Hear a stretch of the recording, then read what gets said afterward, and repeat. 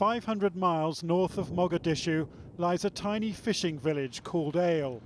It's a windswept, tumble-down place, hardly the multi-million-dollar pirate capital one might expect. Yet incredible as it may seem, Ale is the hub of an industry engaged in daylight robbery on a massive scale. A few miles offshore you can see the pirates' booty, 3 vast ships. They're from Turkey, the Philippines and South Korea, and they're worth hundreds of millions of dollars to their owners.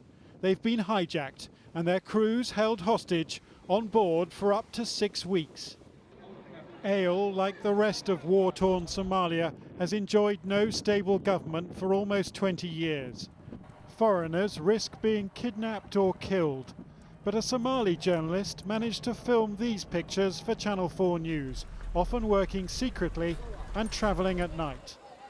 And here in the darkness, this is the pirates' lair, a dingy cafe where a motley crew is bragging about how they've struck fear along one of the busiest shipping lanes in the world. One pirate agreeing to a rare on-camera interview about his role in stealing a ship at gunpoint this summer. We had 2 small boats, and the first one attacked the ship. We climbed aboard and demanded the captain stop. We put the crew in one room, and we brought the ship over here to Ale. We held the crew for about 2 months. We gave them nice food, and we understood each other. When we got our money, we divided it up. I got a little, about $20,000, and then we released them and left the ship. The pirates' car of choice is a favourite with the criminal fraternity the world over, a 4-wheel drive with blacked-out windows. The getaway cars are paid for with ransom money, shelled out to the pirates by marine insurance companies, many of them based in London. Yet Ale's locals seem uneasy about their village's newfound notoriety.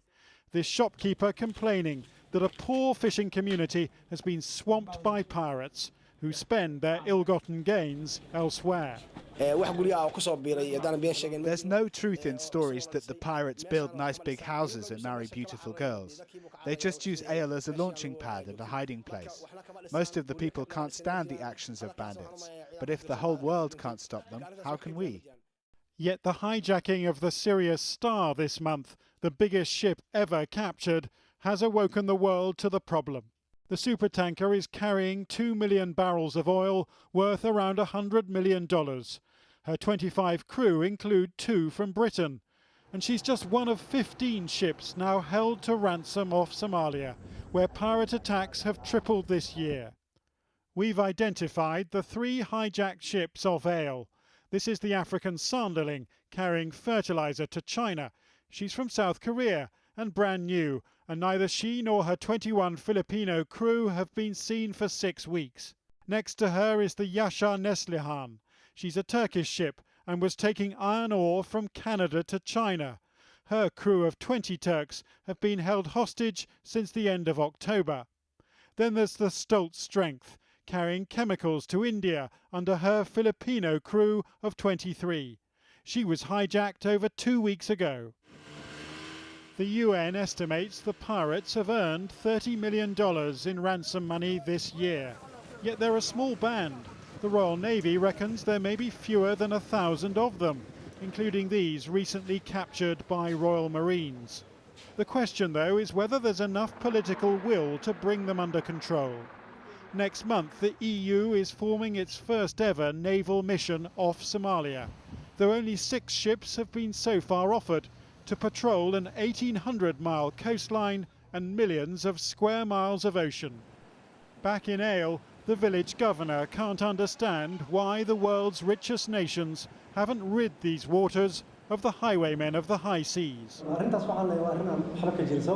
In most cases, these pirates are nothing more than unemployed youth, mostly armed with AK-47 assault rifles. They want to get their hands on easy money. I don't know why Americans and NATO aren't dealing with it.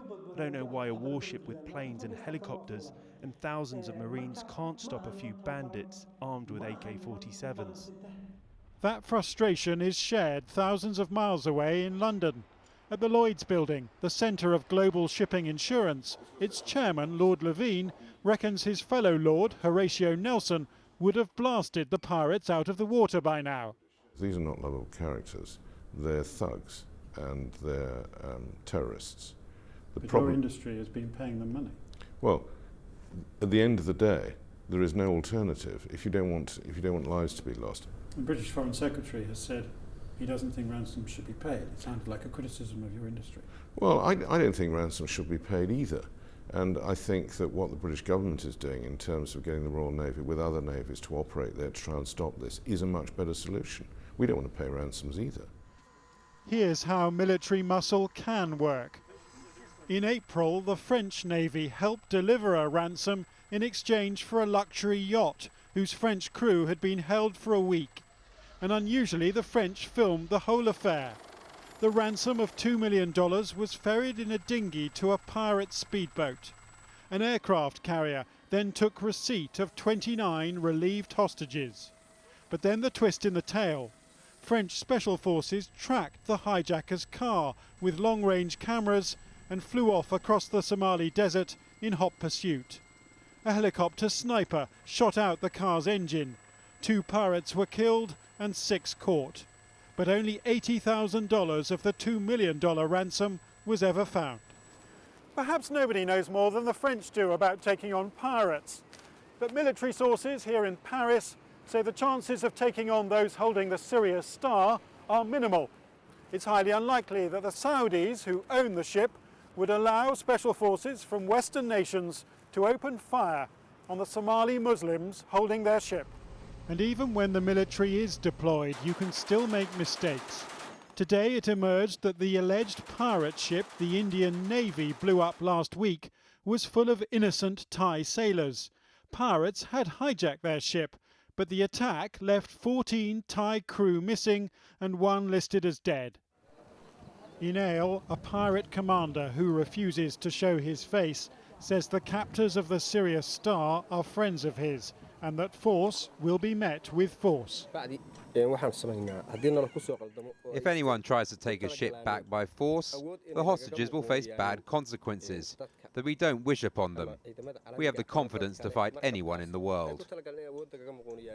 The ship owners are going to pay up, aren't they? I would think that's highly likely, yes. And would you back them in that decision? It's not a question of backing them. I mean, they have to make those decisions. And if I asked you the question, well, do you think they should pay or should they have the crew murdered? What is the option? There isn't one. And if the Sirius Star's owner does pay the ransom, currently running at $15 million, the regional capital of Garowe will be in the money. For this is where Somalia's pirates spend much of their loot, where pirates are hailed as heroes, while the local police haven't been paid in 7 months. I very much support the pirates. Nobody else gives us anything, says this woman. While the region's governor says fixing the problem can't be achieved solely at sea. Even if thousands of ships assembled here, there's nothing they could do about it. The only effective way is to wage a land war to attack their camps and bases on the mainland. In Ale, the locals fear the Americans could bomb at any minute and kill civilians. But the call of the sea remains a strong one. Ships' ransoms have doubled in the last year, and the pirates say that with so little to lose, after 19 years of civil war here, they will fight on till death.